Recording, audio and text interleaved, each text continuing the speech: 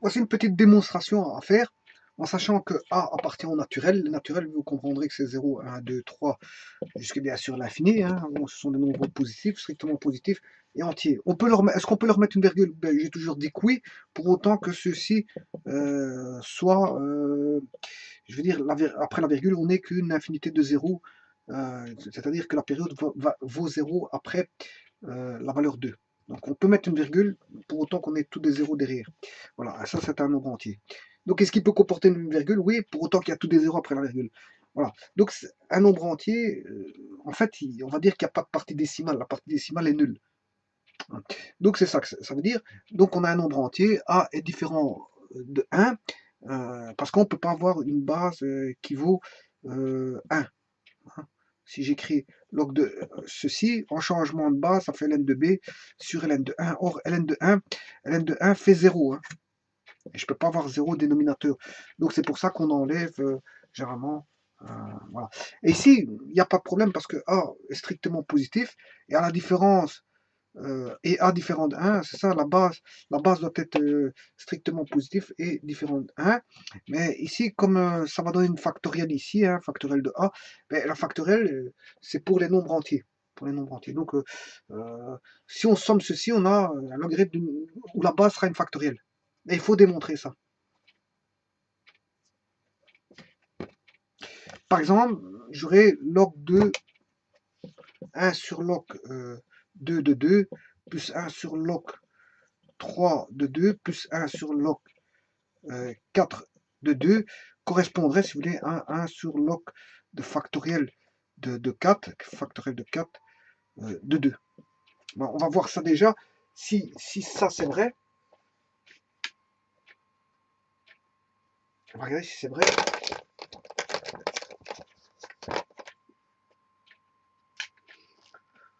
Log 2 de 2, bon, c'est bien que ça fait 1. 1 sur 1, ça fait 1. Log 2 de 3, on va faire. Donc c'est 1 plus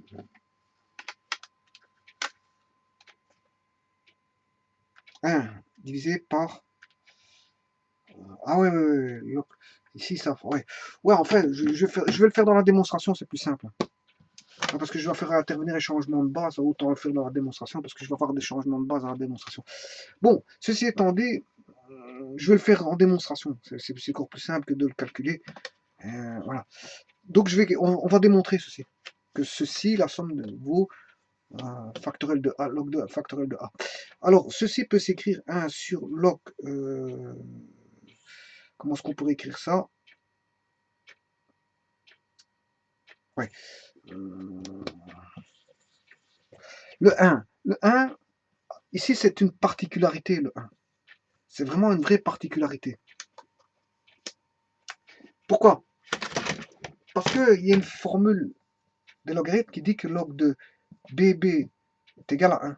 C'est-à-dire que log de bb, si je fais un changement de base, c'est ln de b sur ln de b, bien sûr avec b différent de 0. De toute façon, ici voilà, on m'a dit que tout était strictement positif et c'était tout des entiers et le a était différent d'un 1, donc il n'y a pas de problème. Donc ici, ln de bb, ça fait 1. Donc je vais jouer avec log de bb. Mais log de bb, mais en utilisant pas partout le même b. Hein, parce que comme je vois qu'il y a 2 ici, je vois qu'il y a 3 là, là je vois qu'il y a A, j'essaie de me ramener voilà, à des logarithmes en fonction de la base que j'ai ici. Bon, ici, 1 c'est log de 2 sur log de 2x plus log, là je me ramène judicieusement le 1 en mettant log de 3 sur log de 3x plus 3 petits points plus log de AA sur log de AX.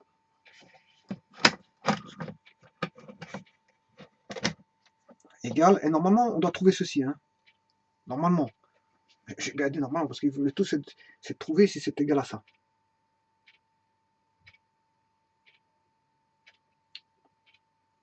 Alors, ceci, peut-être une formule de changement de base. Hein. Si on regarde ça, ça donnerait quoi?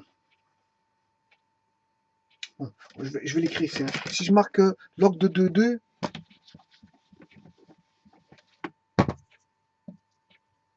log de 2,2 sur log de 2x, ça correspondrait à ln de 2 sur ln de 2 sur ln de x sur ln de 2.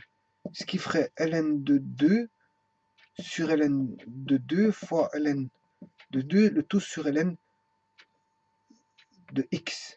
Ces deux se simplifieraient pour avoir ln de 2 sur ln de x qui correspond à log de x2.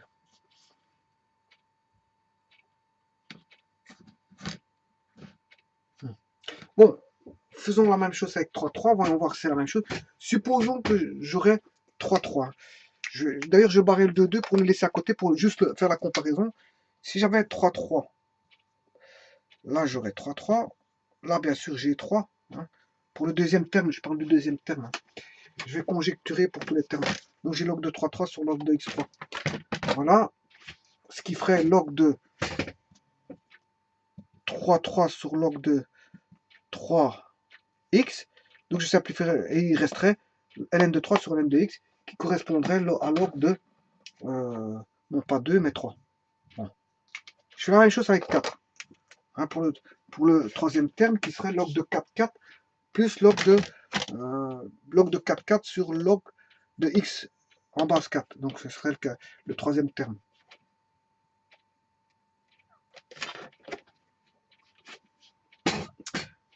Donc j'aurai 4, 4, 4, 4, 4,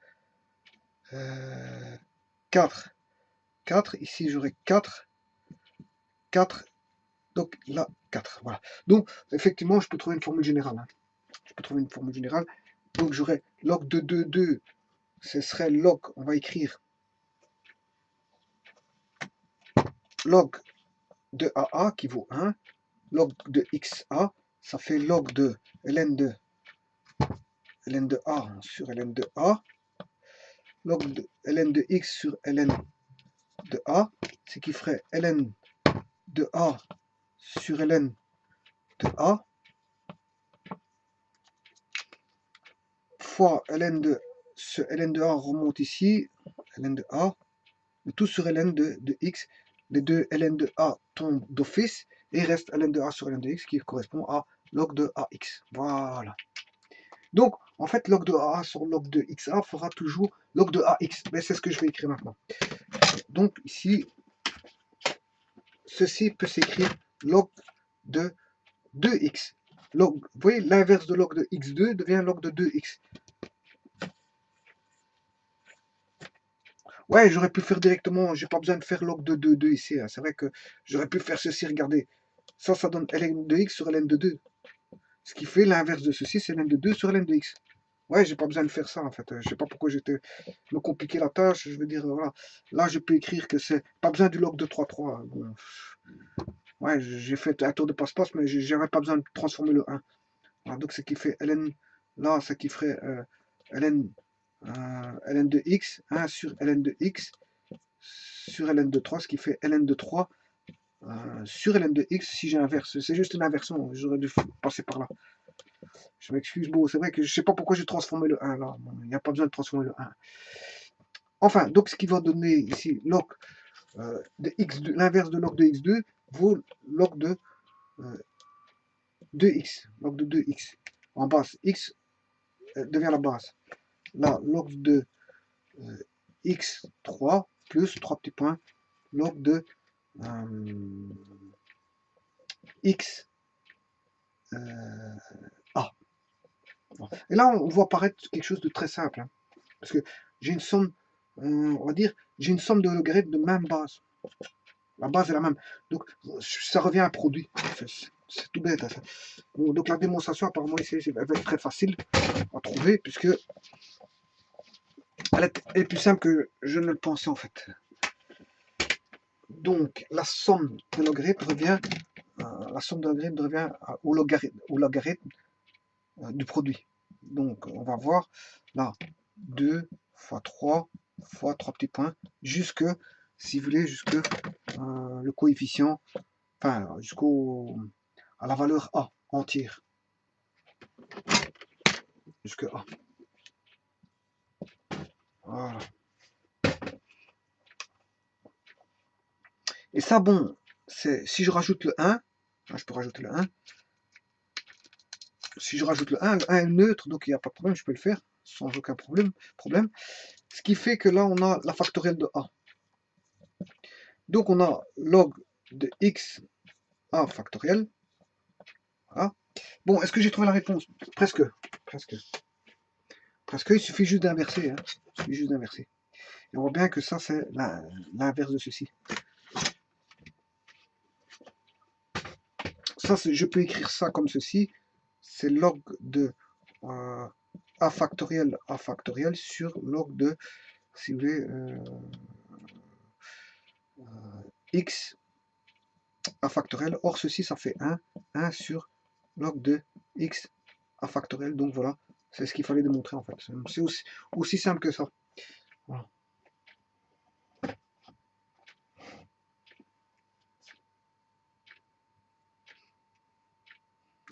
Voilà. Ici, je repasse par la base A factoriel tout simplement. La base A factoriel. Donc, ce qui veut dire que l'ancienne base, ça c'est la nouvelle base A factoriel. Et la nouvelle base, elle est là. L'ancienne base, elle est là, ici.